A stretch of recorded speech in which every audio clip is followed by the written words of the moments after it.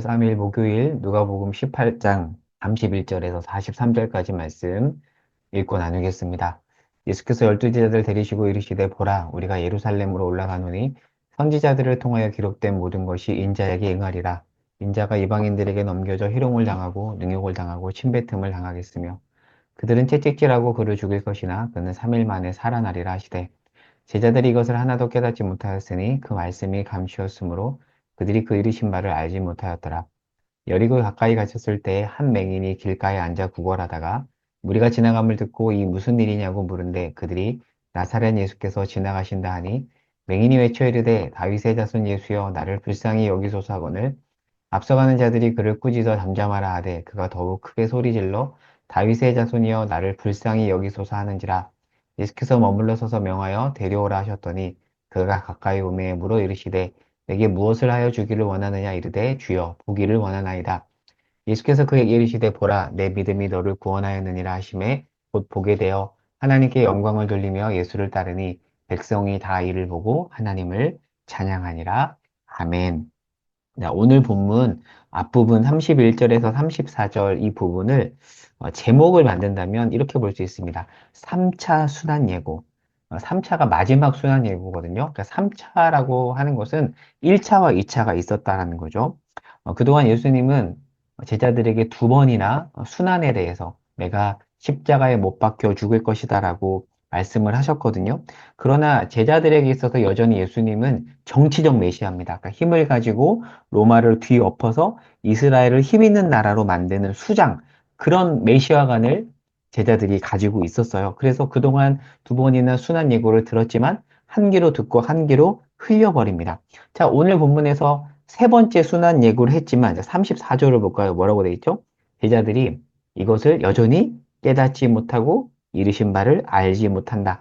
두 번이나 이들이 깨닫지 못했다라고 강조하고 있습니다.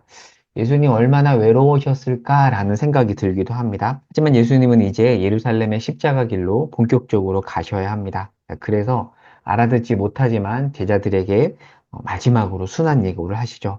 자, 마가복음에 보면 누가복음에 넣었지만 마가복음에서는 이때 제자들이 누가 큰가에 대한 논쟁을 했다라고 돼 있어요. 누가 큰가 논쟁이 왜 벌어졌을까요? 야, 예수님이 힘 있는 왕이 되면 옆에 콩고물이 생기잖아요. 무슨 차관 자리, 장관 자리. 야, 거기 내가 요직 하나 맡고 싶어. 누가 여기 들어갈 수 있을까? 그 논쟁을 하고 있었던 거죠. 제자들의 관심사, 무리들의 관심사가 무엇인지 잘 알 수 있는 대목입니다. 본문을 조금 전체적인 관점에서 보면 오늘 본문이 18장인데 이미 예수님은 17장 21절에서 이 말씀을 하셨거든요.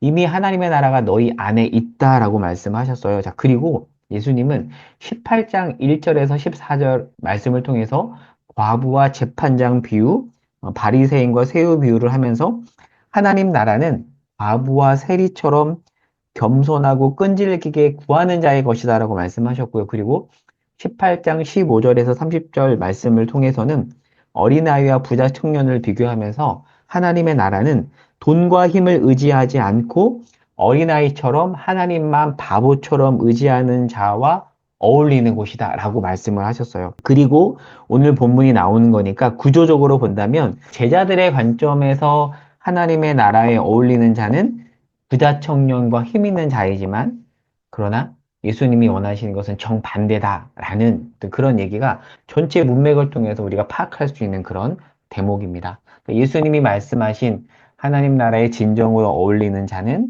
가슴을 치며 간절히 예수의 필요를 인지한 과부, 세리, 어린아이 그런 자들이 하나님의 나라와 진정으로 어울리는 자이다라고 볼 수가 있습니다.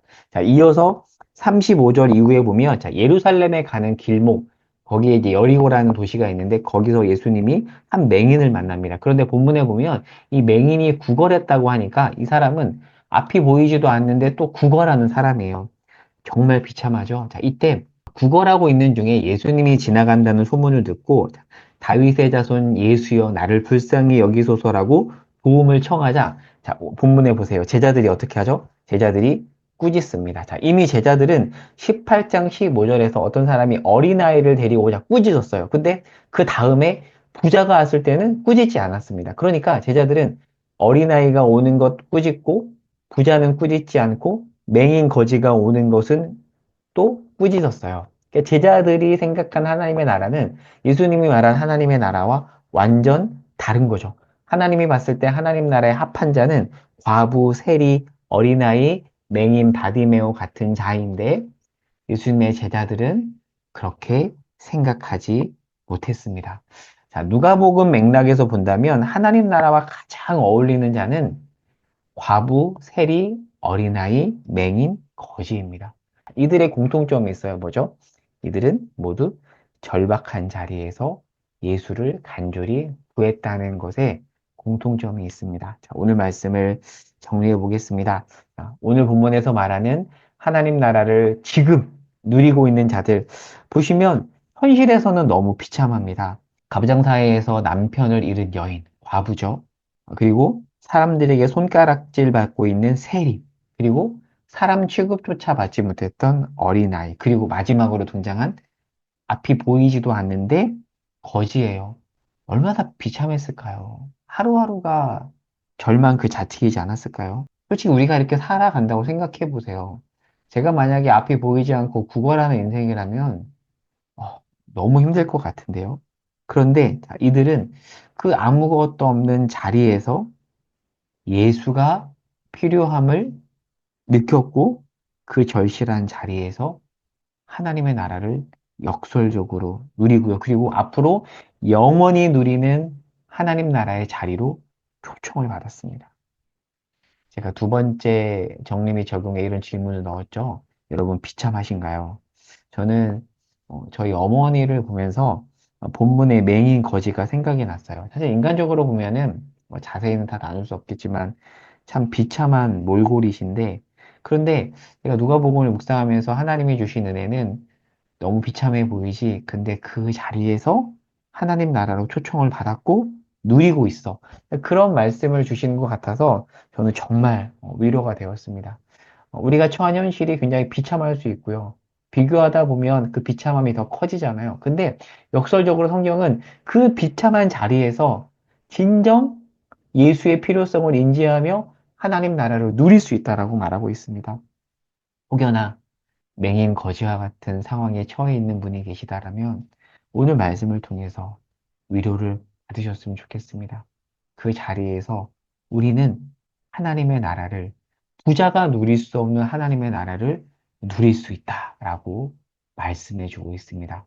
사랑하는 여러분, 그 하나님의 나라를 마음껏 누리며 살아갈 수 있기를 바라고요. 오늘 말씀이 여러분에게 큰 힘과 위로가 되었으면 좋겠습니다. 기도하고 마치겠습니다. 하나님, 비참한 자리에서 참 하나님의 나라를 누릴 수 있다고 말씀하시니 감사합니다. 비참함에 함몰되어서 나락에 빠지지 않겠습니다. 하나님 나라를 사모하며 누리게 하옵소서. 오늘 그 임한 하나님의 나라를 충만하게 누리기를 간절히 소망하며 예수님의 이름으로 기도합니다. 아멘.